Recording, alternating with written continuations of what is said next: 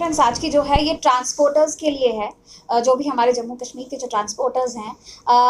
हम जानते हैं कि जैसे कोविड-19 चल रहा है और इसमें सबसे ज़्यादा वैसे तो सभी लोग हरास हो रहे हैं, लेकिन एक ऐसा मतलब फील्ड है जो बिल्कुल भी काम नहीं कर रहा है और जिनके ऊपर मुझे लगता है जैसे हम लोग सरकार से मांग करते हैं कि इन लोगों के लिए कुछ सुविधाएं दी जाएं, वहीं पर सरकार ने कुछ ऐसी चीज़ें कर दी हैं एडमिनिस्ट्रेशन ने कि वो मतलब पहले से ज़्यादा कर दिया है, उनके ऊपर बोझ कुछ और ही डाल दिया है।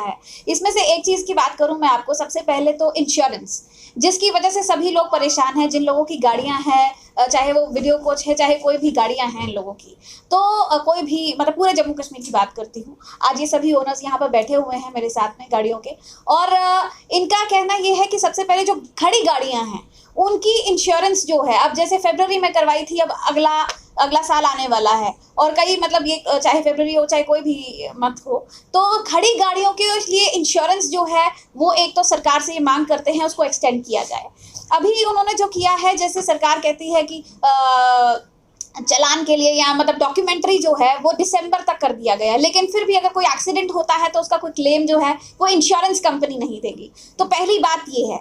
दूसरी बात है कि टोकन टैक्स जो था वो मार्च के बाद डबल कर दिया गया है, जबकि कोविड-19 के रहते मुझे लगता है कि ये माफ़ कर देना चाहिए था, लेकिन वहीं हमारे एडमिनिस्ट्रेशन ने इसको डबल कर दिया है मार्च के बाद से। जब गाड़ियां चल ही नहीं रही हैं, सब कुछ भी नहीं हो रहा, ना सवारियां बैठ रही हैं, ना कुछ हो रहा है, तो उसके बाद हम क्या एक्सपेक्ट करते हैं, किस तरीके से मतलब हम लोग ऐसा डिसीजन ले सकते हैं कि डबल कर दिया। तीसरी बात, पैसेंजर टैक्स। जो पैसेंजर टैक्स होता है, अगर उसकी बात करें तो यूटी में पैसेंजर टैक्स होता ही नहीं है, लेकिन यहाँ पर वो भी है।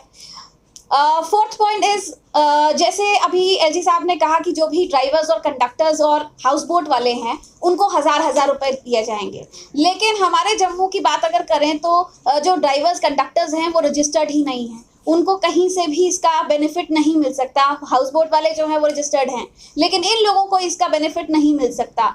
तो किसी भी तरीके से मतलब कहीं मैं कह सकती हूँ कि इन लोगों के साथ हरासमेंट हो रही है।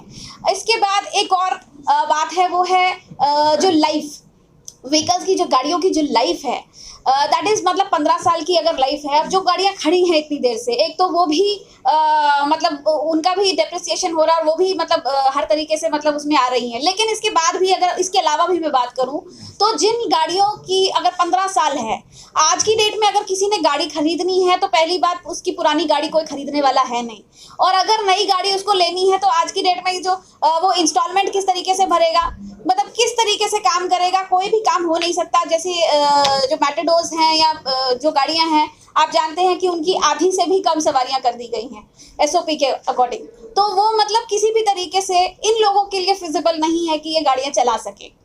इसके अलावा बैंक की बात करूं, बैंक्स जो हैं वो ईएमआई के ऊपर कहीं पर भी कोई सुविधा देने के लिए तैयार नहीं है। मुझे बताइए, ये लोग इनके ड्राइवर्स भी हैं, कंडक्टर्स भी हैं, खुद की फैमिलीज भी हैं, ये लोग किस तरीके से बैंक को इस वक्त ईएमआई दे सकते हैं? तो मतलब ये एक बहुत बड़ा इशू है बैंक ईएमआई का। कम से कम बैंक तो रहम करे, और सरकार से यही मांग है। बहुत जेन्युइन से कुछ पॉइंट्स हैं। पर अदिति जी, एक सवाल आपकी तरफ हम लाते हैं कि जिस तरह से माननीय प्रधानमंत्री जी ने पैंडेमिक के टाइम में कहा था, आरबीआई की जो जनरल थे उन्होंने कहा था कि कोई भी इंस्टॉलमेंट इन दौरान नहीं दी जाएगी। जी हाँ। पर उसके बावजूद भी जो बैंक वाले हैं इंस्टॉलमेंट भी ले रहे हैं, उसके ऊपर इंटरेस्ट भी ले रहे हैं। बिल्कुल, क्या कहेंगे इसके ऊपर? बिल्कुल, ये एक बात ऐसी है कि मतलब ये कई और इश्यूज भी हैं। आज तक हम खाली ट्रांसपोर्टर्स की ही बात करेंगे, लेकिन ईएमआई का जहाँ तक सवाल है, हम एक मतलब बहुत ही नॉर्मल सी बात है कि जाहिर सी बात है कि सब लोग जानते हैं कि कोई भी काम इस वक्त चल नहीं रहा, तो आप ईएमआई कैसे, किस तरीके से, अगर सरकार एक चीज बोलती है उसके ऊपर बाकी बैंक्स काम कैसे नहीं करते, ये बात समझ में नहीं आती कि मतलब एडमिनिस्ट्रेशन है, गवर्नमेंट है, जब वो कोई डिसीजन देती है या कोई भी स्टेटमेंट देती है तो उसको फॉलो क्यों नहीं किया जाता? और सरकार का ये भी काम है कि उसको फॉलो करने के लिए उसके ऊपर चेक रखें कि वो चीज अगर नहीं हो रही, वो फॉलो नहीं किया जा रहा, तो वो क्यों नहीं हो रहा। हमारा मेन मोटिव ये है कि टोकन टैक्स को इन्होंने डबल कर दिया कोविड में। हमारा 4400 बनता था साल का, इन्होंने 8800 कर दिया है। दूसरा, हमारा यूटी में पैसेंजर्स नहीं लगते हैं। तीसरा, हमारी खड़ी गाड़ी की इंश्योरेंस ले रहे हैं ये।